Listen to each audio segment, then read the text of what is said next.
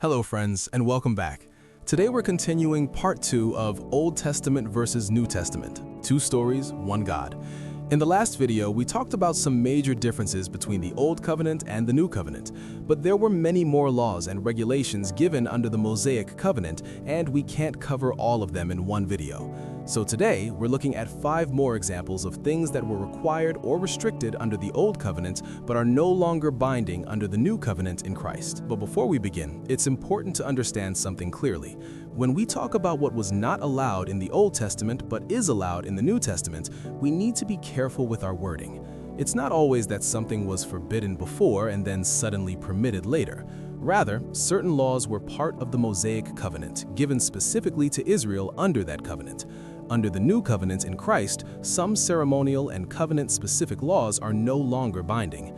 God did not change, His holiness did not change, His character did not change, but the covenant changed, and that makes all the difference.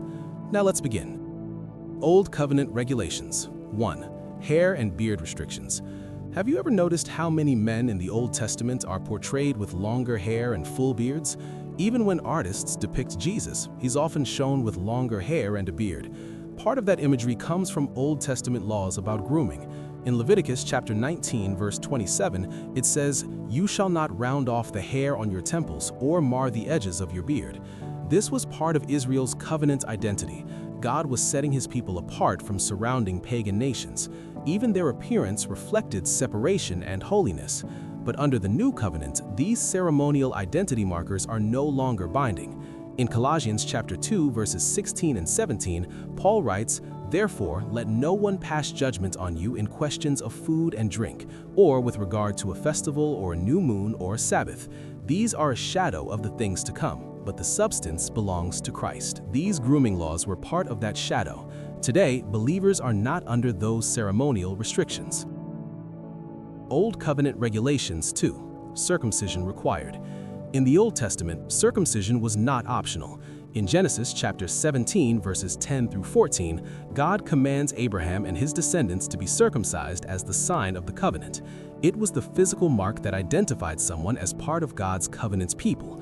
To refuse circumcision was to reject the covenant itself. But in the New Testament, something changed. In Acts chapter 15, the early church had a major debate. Do Gentile believers need to be circumcised to be saved? The apostles concluded, no. And in Galatians chapter 5, verse 6, Paul writes, "For in Christ Jesus neither circumcision nor uncircumcision counts for anything, but only faith working through love."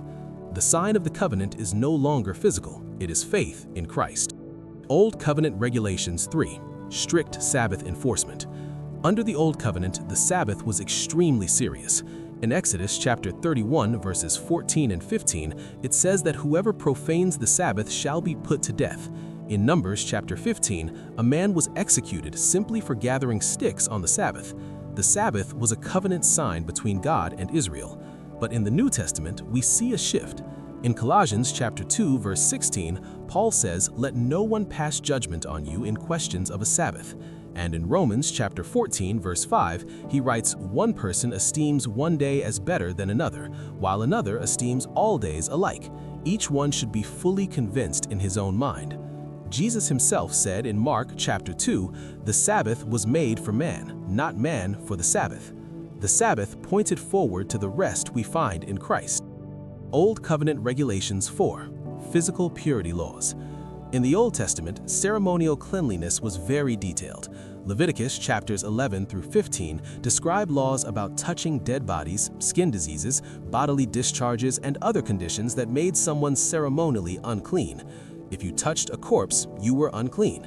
If you had certain illnesses, you were isolated. These laws emphasized God's holiness and the seriousness of impurity. But look at Jesus. In Mark chapter 1, verse 41, Jesus touches a leper. In Luke chapter 7, verse 14, he touches a dead body. Under the Old Covenant, that would make someone unclean. But instead of becoming unclean, Jesus made them clean. And in Acts chapter 10, verse 15, God declares, "What God has made clean, do not call common." The ceremonial purity system was fulfilled in Christ.